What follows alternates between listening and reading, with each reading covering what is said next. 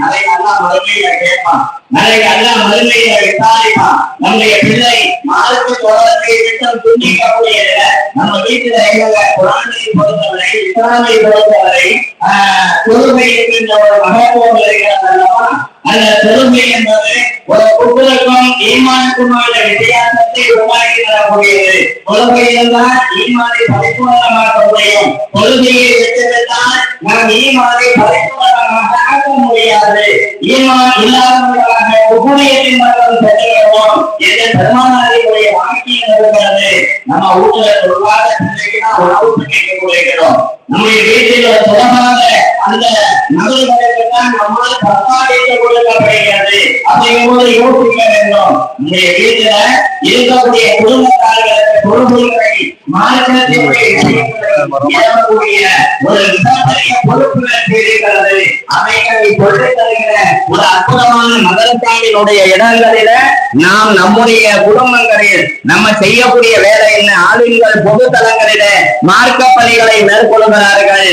ஆலிமாக்கள் தங்களுடைய வீட்டில் இருக்கிற குடும்பத்தார்களுக்கு மத்தியில இந்த சரியத்தினுடைய மார்க்கத்தினுடைய அந்த விதிகளை சட்டங்களை நாம் சொல்லக்கூடிய ஒரு நிலைதான். எப்படி இயற்கையாக அந்த இருக்கக்கூடிய இயற்கை மலர்களாக இருக்கக்கூடிய அந்த முந்தைய பெண்கள் இருந்தார்களோ அதே போல நீங்கள் உங்களுடைய வீட்டில சரியத்தை பேணக்கூடியவர்களாக மார்க்கத்தை பேணக்கூடியவர்களாக நீங்கள் ஆக வேண்டும். அதன்படி உங்களுடைய குடும்ப நிலையில சரியத்து என்னுடைய உயிரை சார்ந்தது என்கின்ற உணர்வுகள் உங்களுடைய உள்ளத்திலே உண்டாக்கி உங்களுடைய பிள்ளைகள் குடும்ப உறுப்பினர்கள் மார்க்கத்தின் அடிப்படையில வாழ வேண்டும் என்பதற்கான சான்றை தான் இந்த பட்டமளிப்பு விழாவின் மூலமாக உங்களுக்கு வழங்கப்படுகிறது. தன்னுடைய குடும்பத்தில் உள்ளவர்களை ஈமானுடைய வட்டத்திலே கொண்டு வாருங்கள். உங்களுடைய குடும்ப உறுப்பினர்களை இது போன்ற மதரசாவிற்கு அனுப்பி வையுங்கள். அவர்களையும் உங்களை போல ஆலிமாக்களாக நீங்கள் மாற்றுவதற்கு முயற்சி செய்யுங்கள், உழைப்பு செய்யுங்கள் என்று சொல்லி நிறைவு செய்கிறேன். வாஹிதவான் அல்ஹம்துலில்லாஹி ரப்பில் ஆலமீன்.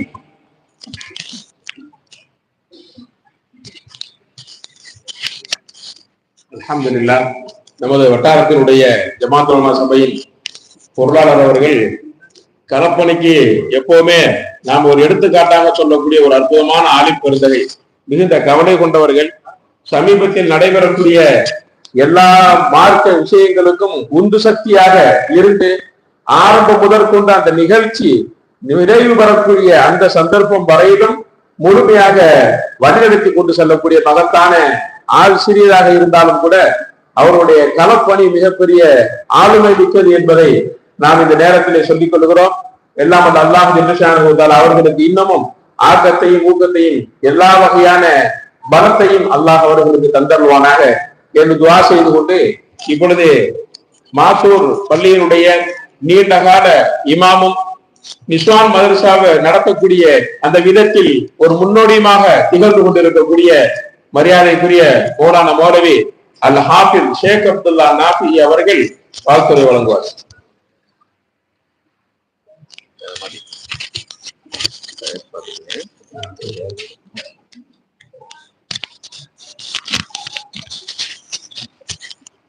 அஸ்ஸலாமு அலைக்கும் வரஹ்மத்துல்லாஹி வபரகாத்துஹு.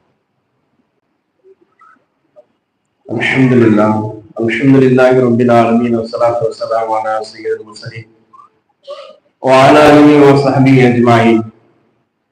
قال الله عز وجل في كلامه الكريم والفرقان المجيد. أعوذ بالله من الشيطان الرجيم. بسم الله الرحمن الرحيم. قد سمع الله قول التي تجادلك في زوجها وتشتكي إلى الله. صدق الله العلي العليم وصدق رسوله النبي الكريم. புகழ் அனைத்தும் அல்லாஹ் ஒருவருக்கே உரித்தாகட்டும். அவருடைய சாந்தியும் சமாதானமும் பெருமானார் ரசூலுல்லாஹி ஸல்லல்லாஹு அலைஹி வஸல்லம் மீதும் அவருடைய குடும்பத்தினர்கள் சஹாபாக்கள் இங்கு கூறியிருக்கக்கூடிய நம் அனைவரும் மீதும் அல்லாஹ்வுடைய சாந்தியும் சமாதானமும் என்றென்றும் நின்று நிலவட்டமாகுங்க. கண்ணியத்திற்குரியவர்களே, சங்கை மிகுந்த அல்லாஹ்வின் நல்லடியார்களே, நிஸ்வான் மதரசாக்களுடைய தேவை இன்று அதிகமாக இருக்கின்றது. காரணம், பெண்களிடத்திலே முழுமையான மார்க்கத்தினுடைய விஷயங்களை விளங்கி அமல் செய்யக்கூடிய முழுமையான தீன்